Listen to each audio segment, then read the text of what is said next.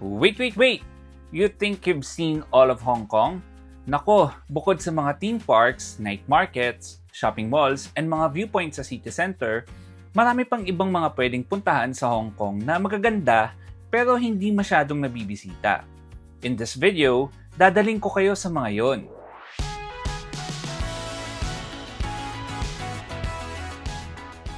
Hey there, poor traveler! We are Vince and Josh. Marami sa atin nagpabalik-balik na sa Hong Kong pero madalas, we visit the same sites. Kowloon, Central, Victoria Peak, Big Buddha, Disneyland. Kahit kami, guilty din kami dyan. Kaya naman, excited ako na sa wakas, nakatapak na rin ako sa side ng Hong Kong na hindi masyadong dinarayo ng mga turista. Isa-isahin natin yan in a bit. Pero bago yan, dahil nasa road to 200,000 subscribers na tayo, kung bago ka dito sa channel natin or OG ka pero hindi ka pa nakasubscribe, baka naman pwedeng maka-request ng subscribe dyan. Click mo na rin ang bell icon sa tabi and select all para lagi kang notified kapag may bago tayong uploads. Kung sa Facebook ka naman nanonood, please like and follow this page na rin kasi konting kembot na lang, 1 million strong na tayo. Kung may balak kang mag-Hong Kong soon and hindi ka pa nakakabook ng mga travel essentials mo, tamang-tama. Narito ang mga discount codes namin sa iba't ibang travel websites. Book your hotel sa Klook and use our promo code ThePoorTravelerKlook to get up to 300 pesos off. Pwede rin yan sa ibang mga Hong Kong attractions. And kung need mo ng travel insurance, get yours sa PGA Sompo using this link and use promo code WORTHIT for 5% off. Ilagay namin lahat ng links and promo codes na yan sa description ng video na to and pati na rin sa pinned comment para mas madali mong magamit. Okay, game na! Here are some of Hong Kong's most underrated hidden gems. This is in no particular order ha, pero number 1 lang namin for easy reference. Naging icon na ng Hong Kong ang Tian Tan Buddha or Big Buddha sa Lantau Island. Pero alam nyo ba na may isa pang higanteng Buddhist structure na makikita naman sa Tai Po District? Ito ang Chizan Monastery and dito nakatindig ang 76-meter na statwa ni Guan Yin, isa sa mga pinaka-revered na deities sa Buddhismo. Like yung Big Buddha, gawa rin ito sa bronze pero coated naman ito with white paint. Ang imahe ni Guan Yin na to ay may hawak na vase sa left hand na sumisimbolo sa purification and sa kanang kamay naman ay may pearl, symbolizing wisdom. Nakatayo ito sa isang 3-tier lotus flower na nasa ibabaw naman ng Buddhist Art Museum. Sa loob nito, pwede mong makita ang isang impressive na collection ng Buddhist images, relics, and artifacts. Limited lang sa 400 per day ang pwedeng bumisita dito. So kung interesado ka, kailangan mo muna mag-register in advance sa official website nila. Ilalagay na lang din namin ang link sa description ng video. O nga pala, wala nga palang entrance fee dito. Alam nyo ba na may mga areas ang Hong Kong na normally ay off-limits para sa mga turista? Kasama dito ang Sha Tau Kok na considered closed town. Paanong closed? And bakit closed? Located kasi to within a regulated border zone. Malapit sa border ng Shenzhen sa mainland China. Isinara daw ang town na to ng British colonial government noong pang 1950s para makombat ang smuggling, espionage, and illegal immigration. It is the last remaining major settlement sa zone na to. Ngayon, ang pwede lang pumasok dito ay mga residents. Pwede na rin ngayon ng mga visitors pero kailangan muna mag-apply ng permit mula sa Hong Kong Police Force. Pero ano bang meron dito? Dahil nga close off ang town, hindi ito ganun ka-develop. Don't expect theme parks or shopping malls. Ang meron dito, itong Sun Moon Pavilion, a simple bayside nook kung saan ka pwedeng mag-relax-relax. Itong Fish Lantern Square kung saan mo makikita tong mga mascots na to, symbolizing the Fish Lantern Dance na declared a national intangible heritage. Ito naman ang Chungying Street, which straddles the border with Shenzhen. Ang isang part ng street na to ay nasa Hong Kong and ang kabila naman ay nasa mainland China. Ito naman ang pinakamahabang pier sa Hong Kong na may sukat na 280 meters. Marami ring mga murals all around town. To manage your expectations, yung mga stops na to, hindi naman sila particularly exhilarating, overwhelming, or dramatic. But altogether, nire-represent nila ang side of Hong Kong na often overlooked, almost forgotten, and near isolated. Mas maganda na explore ito na may kasamang guide para mas ma-appreciate and may matutunan tungkol sa buhay sa loob ng isang close border town na hindi masyadong alam ng mga outsiders. Again, kailangan ng tourism close area permit.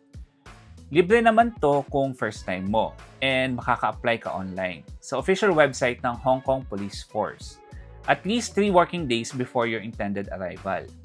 Yung mga slots nagbubukas sa start of the previous month. For example, kung October ka magbe-visit, September 1 pa lang pwede nang mag-apply. First come, first serve basis to.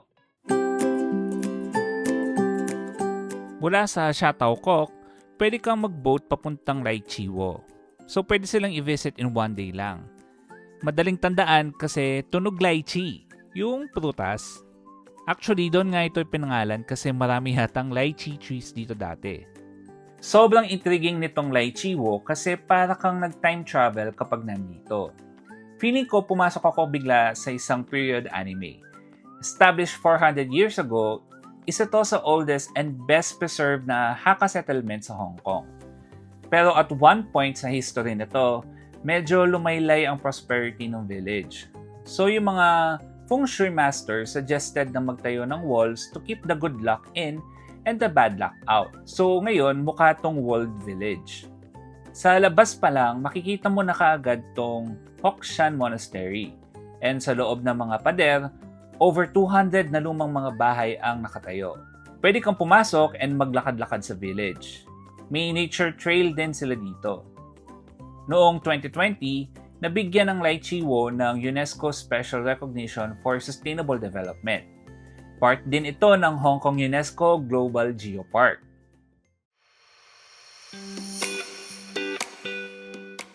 Pwede ka rin mag-island hopping sa Hong Kong. Itong next 3 items sa list can be visited in just 1 day by ferry mula Central.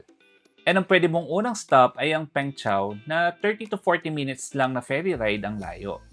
Kung napanood mo ang pelikulang Under Parallel Skies, starring Meta Win and Janelle Salvador, baka maging familiar sa iyo ang ilang sites dito like itong Peng Chau Bridge and this small Asian ingredient store. Maliit lang ang Peng Chau, nasa 1 square kilometer lang. Pero marami namang mapupuntahan tulad nitong Lung Mo Temple, dedicated to the Chinese goddess of water, which is revered by local residents. Andyan din ang Tung Wan Beach, a long sandy stretch na malapit lang sa temple.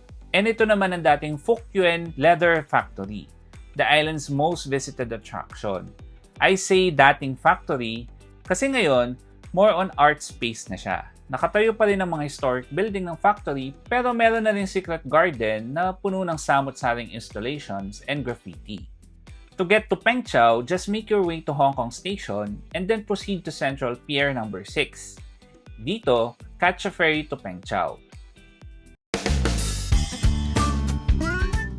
Among tourists, kilala ang Lantau Island dahil andito ang Disneyland, ang Big Buddha, and pati na rin ang Tai O Village. But may isa pang seaside village ang pwede mo ring mabisita. Ito ang Mui Wo, once known for its silver mines. Marami sa mga key sites dito ay may silver sa pangalan. Silver Mine Bay Beach, Silver Mine Waterfall, and Silver River. But today, ang pinaka-treasure nito ay ang tahimik na atmosphere and magandang waterfront views. Pero yung pinuntahan talaga namin dito sa Mui Wo ay itong hideout, a stylish restaurant/art space/retreat that also supports local communities. Dito kami mag-lunch sa Hideout restaurant. And so we'll be staying here for the next 4 hours. So magla-lunch and then painting. Actually may idea na ako anong painting na gagawin ko mamaya. Based sa picture na kinuha na ni Keisha. So ayan, may i-reveal naman ako mamaya. Para lang makita niyo yung comparison kung medyo accurate ba or hindi talaga ako magaling mag-paint. Joke lang. So, kain na muna tayo. Hindi namin alam to before actually. Pero dinala lang kami dito ng Hong Kong Tourism Board to experience yung mga art workshops nila. Acrylic painting ang ganap during our visit and nag-join kami. First time ko lang makatry na mag-paint and ito yung final product. Super proud ako dito guys.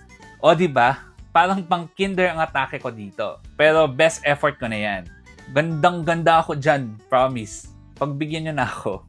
Pwede na pang art collection. Sino bibili or magbibid? Joke lang.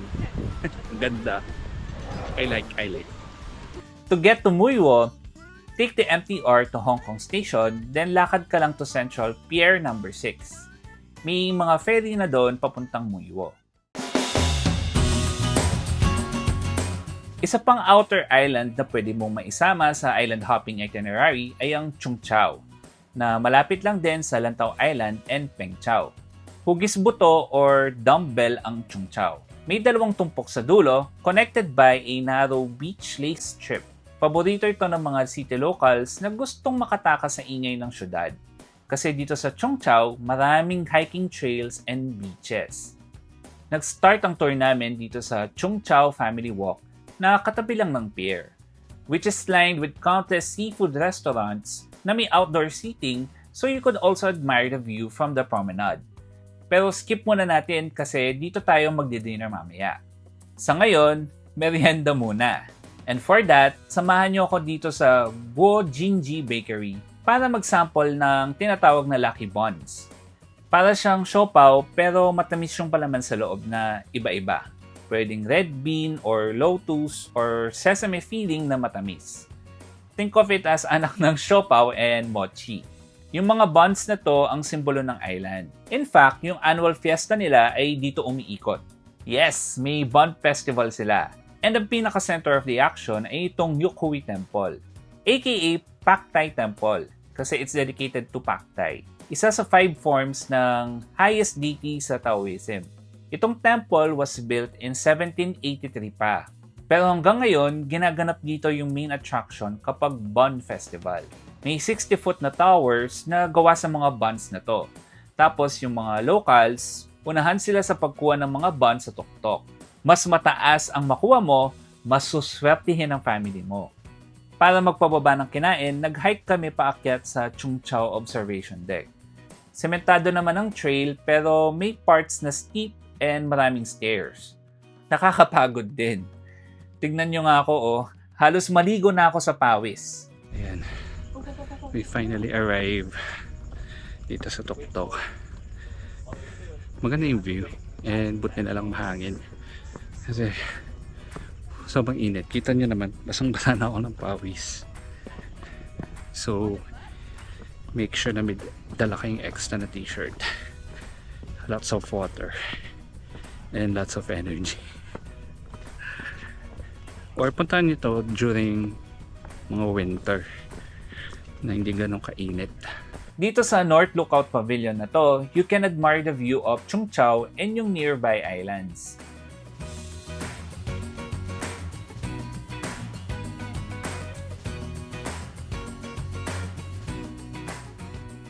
Ito naman ang Chung Chau Cinema Multicultural Park na makasaysayan din. Yung main building nito na 1931 pa na itayo ay dating sinehan. And it's one of the longest preserved pre-war cinema buildings sa Hong Kong. Hindi na to operational as a commercial sinehan, pero marami namang ganap dito. Minsan ay may film screenings and musical performances pa rin, kahit dito sa open piazza nila. After nito, bumalik na kami sa family walk area para mag-dinner dito sa Sobor Key. Isa tong Dai Pai Dong o yung parang humble na family-run eatery. Pero ang wide ng selection ng dishes nila. Bawat order dito ay for group sharing and family style, so sulit naman. Don't miss tong Sichuan boiled beef with plenty of chili peppers and itong fish skin mixed with peanuts and sesame seeds. Pero marami pang ibang options na mostly meat and seafood talaga. To get to Chung Chau from Hong Kong City Center, mag-MTR ka lang to Hong Kong Station. Then lakad ka to Central Pier number 5.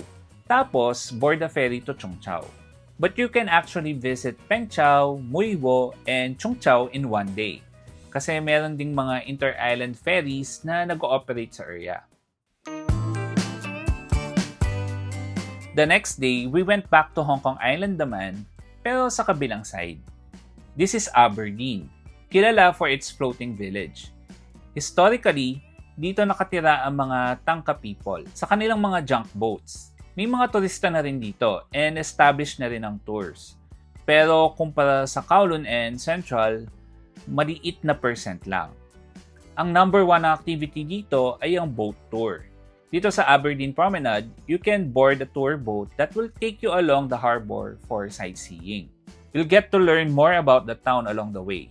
Masisipat mo rin from here ang ilang attractions like the Tai Pak Floating Seafood Restaurant and the Water World Ocean Park. At one point, mag-stop kayo dito sa Aberdeen Houseboat, a floating museum which showcases its history and its community's way of life. Stopover tayo dito sa museum nila. Kompleto nga naman yung mga gamit dito. May sala, kwarto, banyo, tapos pa may study room din. Ayun pa, additional reason bakit sila nilipat sa proper na bahay is because sa safety ng mga families, lalo na yung mga bata. Kasi ang dami daw ng mga nahuhulog ng mga bata dito dati. So unknowingly, hindi alam ng parents na nahulog na yung baby nila. And ayun, to prevent that, kaya nila nilipat yung mga tao from fishing houses to proper na apartment or mga bahay. May stop din sa isang souvenir shop towards the end. Yung tour ay usually 60 to 90 minutes. To get to Aberdeen, just take the MTR to Leitong Station along South Island Line. Then, pwede mo nang lakarin papunta sa pier. Dito naman sa Kowloon, most tourists only get to explore Tsim Sha Tsui and Mongkok. But sa may bandang north pa, you'll find Sham Shui Po, na hitik naman sa mga markets and food spots. Hindi to kasing visually impactful ng ibang parts of Hong Kong. So, the best way to explore is by joining a walking tour. Pag may guide ka kasi, mas ma-appreciate mo yung bawat stop kasi may insights and history ka ma-absorb. Shoutout nga pala sa guide naming si Miranda. Kasama sa mga usual sites na binibisita ay itong Kung Wo Bean Curd Factory na nagbebenta ng mga soy products simula pa noong 1960. And itong dining spot nila may Michelin Bib Gourmand Award din. Bestseller dito ang kanilang signature tofu fa or bean curd pudding. Silky to, parang taho na drowned in cane sugar water, so matamis. Tapos, best enjoyed kung isprinkle mo pa ng brown sugar sa ibabaw. Nasa 12 to 14 Hong Kong dollars ito per serving. Na-try din namin ang kanilang deep fried tofu, topped with a thin slice of well-seasoned pork. Nasa 14 Hong Kong dollars din ito. As you go around Sham Shui Po, you'll pass by several streets na kilala sa iba-ibang markets. Itong Apiu Street Flea Market, hotspot for gadgets and other electronic items including laptops, mobile phones, and accessories. Itong Fukwing Street, also known as Toy Street, ay best known for, well, children's toys. Sa di kalayuan, makikita mo naman ang Sam Tai Chi Temple and Pak Kai Temple, two historic temples in one complex. Both are housed in heritage buildings, built in 1898 and 1920 respectively. After ng tour, if naghahanap ka pa ng gagawin, drop by the Jockey Club Creative Arts Center. Built in 1977 naman as a complex of small family-run factories. Pero ngayon ay na-transform na to into an artist village. Dito, nag-join kami ng isang creative mahjong tile coloring workshop. Yes, yung mga tile sa mahjong, di ako marunong nun. Pero fun pa rin mag-participate sa mga ganitong activities. Magpe-paint tayo ng mahjong. So, tinuruan na tayo ni Master kung paano mag-paint. Cute. Unique to, itong sparrow na to kasi hand-carved by him. So, ang gagawin natin is, paint natin itong dalawang mahjong block naman.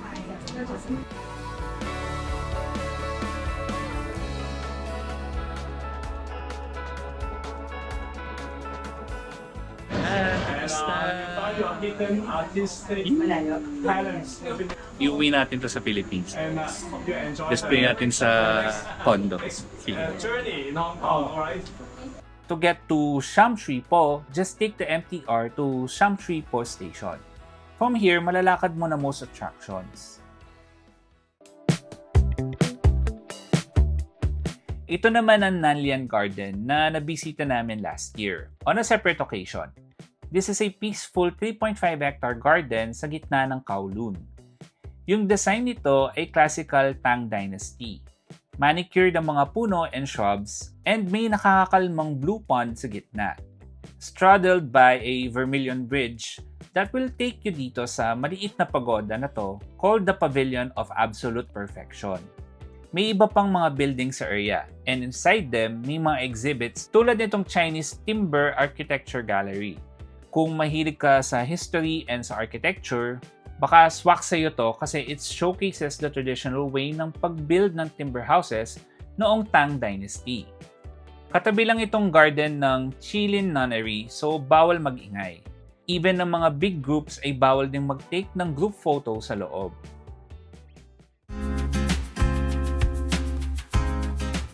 Actually, hindi ko sure kung dapat kong isama to sa list kasi hindi naman to talaga off the beaten path. Katabi lang kasi ito ng Central, so very accessible and may mga turista din naman. Pero hindi nga lang kasing dami sa Central or sa Kowloon. In fact, nung nagstay kami, halos wala kaming masyadong nakakasulubong na ibang turista. Pero isa to sa mga pinaka-ideal na areas na pwedeng pagstayan sa Hong Kong. Hindi ganun ka-crowded, pero may access ka pa rin sa city center. Marami rin mga pwedeng puntahan dito. Isa na dyan ay itong Man Mo Temple. Built over 160 years ago in honor of Man, the god of literature, and Mo, the god of war. Itong dalawang gods na to ay ang patrons of scholars. So sa kanila nagdarasal ang mga students na gustong pumasa sa exam. Maraming Man Mo Temple sa HK ha, pero tong sa Sheongwan ang pinakamalaki and declared din as historic building and monument. Kung mahilig kang kumain, you'll have a field day din dito. Maraming masasarap na restaurants tulad ng Ling Yung Koi, best known for its dim sum and roast meat, and Samsen na mahal pero super worth it ng kanilang Thai dishes. May mga food tour din around the area. Last year, we were able to join one din. Again, medyo mahal pero na-appreciate naman namin yung local insights from our guide. To get here, just take the MTR to Sheongwan Station. Sa next video, we'll finally publish our Hong Kong travel guide video. Kung ayaw mong mamiss yan, you know the drill. Subscribe na to this channel kung hindi mo pa nagagawa and hit the bell icon beside it, then select all para notified ka kapag may new videos tayo. Kung sa FB ka naman nanonood, please like, share, and follow this page na rin. Kung meron kayong questions, comment lang kayo or follow and message us on Instagram, X, formerly Twitter, and TikTok. Just search at The Poor Traveler single L. Again, don't forget to use our promo code The Poor Traveler Klook when booking hotels with Klook. Kung gusto niyo ng more tips and makinig sa mga nakakatawang kwentuhan namin about our trips, follow and tune into The Poor Traveler Podcast on Spotify, Apple Podcasts, and Google Podcasts. That's all for now. Remember, plan smart, travel safe, and make every trip worth it!